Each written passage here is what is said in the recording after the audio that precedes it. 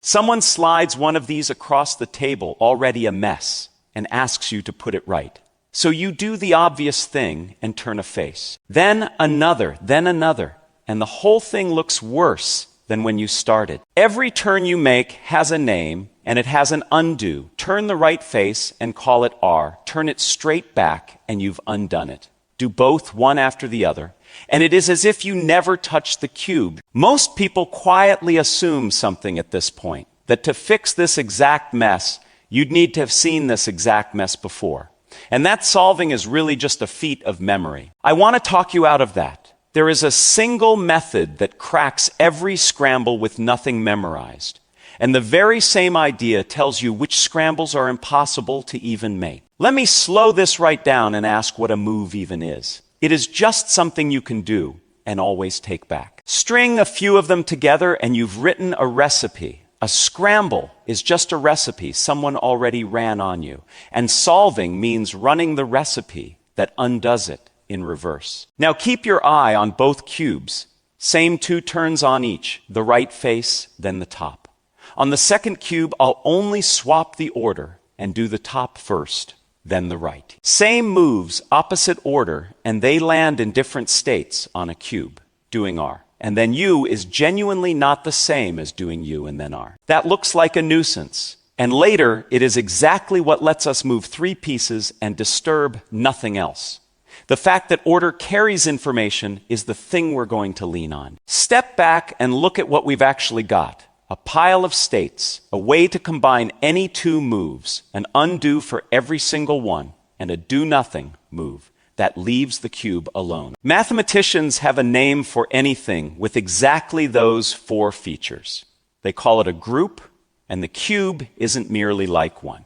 It genuinely is one. So how big is this group? Count it in parts. 8 corner pieces you can rearrange in 8 factorial ways, which is just the number of ways to line up 8 things. 12 edges give 12 factorial ways.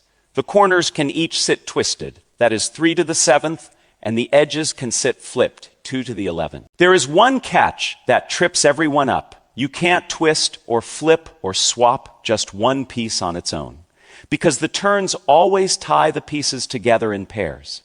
That knot means you divide the whole count by 2. Multiply all of that out, and the cube's entire world comes down to a single number. 43 quintillion. If you'd flick this cube into a brand new pattern every second since the Big Bang, you'd have gotten through about 1% of them. So that is the whole arena we're playing in. One group holding 43 quintillion states. So which of those quintillions can you actually reach just by turning faces? Let me put it to you as a bet. Say you could pop the cube apart and rebuild it any way you pleased. What fraction of those rebuilds could you have reached just by turning?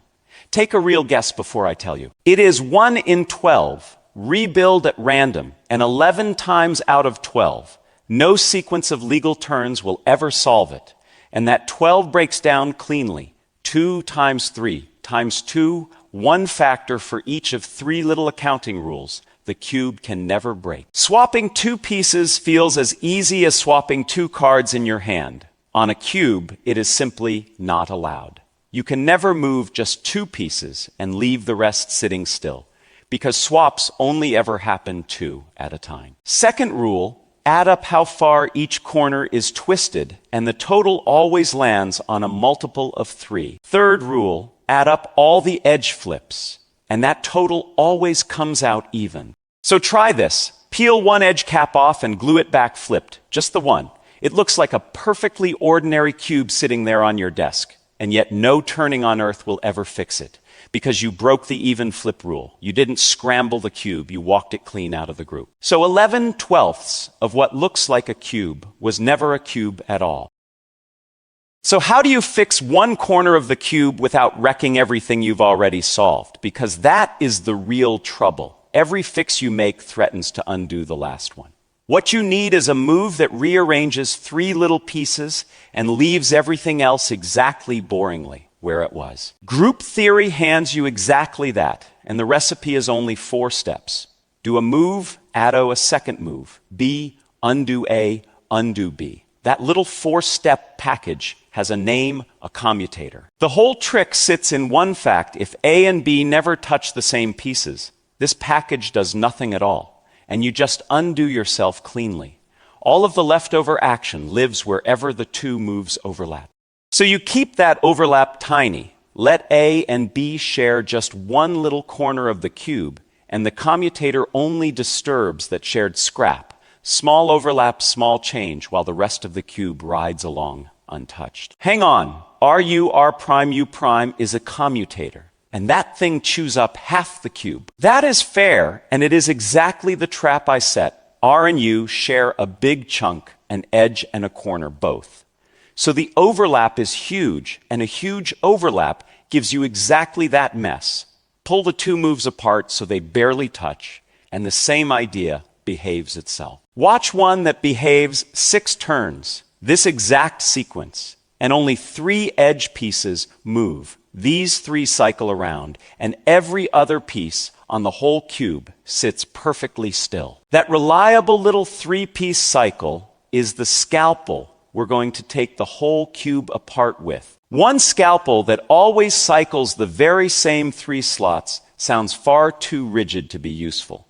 The 3 pieces you actually need to fix are usually sitting somewhere else entirely. So you aim it. First, walk the pieces you care about into those 3 slots, and call that your setup move, Y. Then run the scalpel, then undo the setup, turn for turn. The setup just carries the effect wherever you point it. The shape never changes. A 3-piece cycle stays a 3-piece cycle. It simply lands on the pieces you steered into place. And now you can point that scalpel anywhere, cut any 3 pieces you like, and the rest of the cube genuinely never notices. So that is the entire toolkit. One clean cut, and a way to aim it. So does all of this actually add up to a promise that you can always win? It does, and the reason is clean. Any legal shuffle at all breaks apart into 3-piece cycles, and you now own a move for every single one of them. 2 loose ends are left, the twists and flips you metered earlier, and a single stubborn parity coin flip. Each one gets its own custom move, built the very same commutator way, and once you have them, the kit is complete. No memorized bag of cases, a small handful of moves you can aim, plus a promise from the group that they reach every solvable state. That is the method I promised you back at the table. One last thing worth knowing. However hideous a scramble looks, how many turns do you think the very worst case really needs? Go ahead and guess high. 20. Counting any face turn as one move, even a half turn, every one of those 43 quintillion states can be solved in 20 moves or fewer. It took a proof, a team, and a few weeks on Google's computers to pin that number down, and they called it God's number. There is even a most stubborn position of all, with every edge flipped at once, the super flip, that quietly agrees with every move you could make, and still gives up in exactly 20. So the cube keeps both promises. Every real scramble is 20 turns from home, and the impossible ones, like that single flipped edge, were never scrambles to begin with. A Rubik's Cube is one giant group of moves. A few moves you can aim will bring any legal scramble home in 20 turns or fewer, and the impossible ones just live outside the group. So the next time someone slides a mess across the table, you'll know there is a way home, and you'll know it is a short one.